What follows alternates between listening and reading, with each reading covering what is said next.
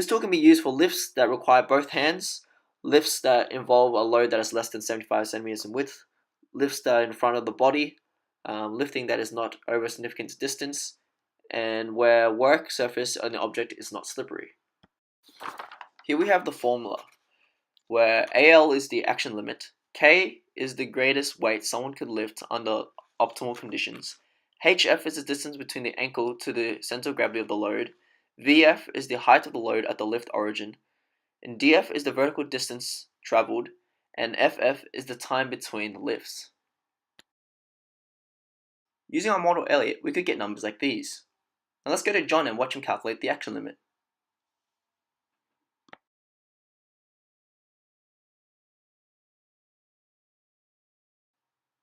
Good job, John.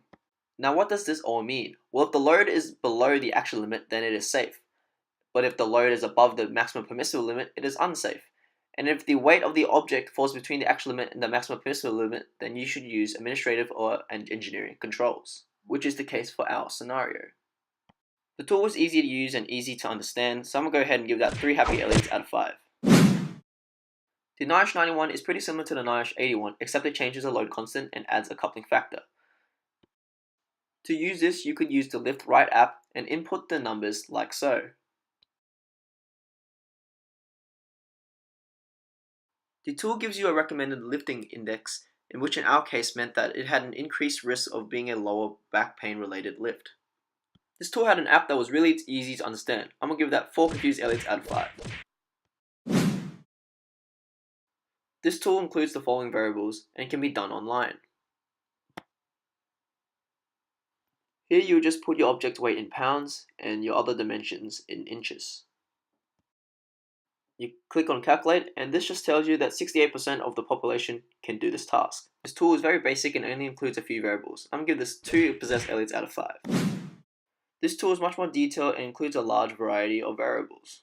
It starts off with a recommended weight, which can be multiplied by a variety of modifiers.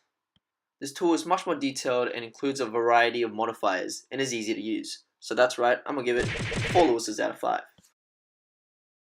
This tool is like a 3D program that uses angles to measure things like discompression. And it also uses an app, which looks something like this.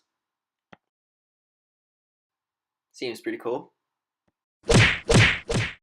So the tutorial taught me that there are many different ways to assess lifting, and I think if it came down to it, I'll probably use the Mattel table, just because it's not hard to understand, and that includes much more variables than the others. Thanks for watching.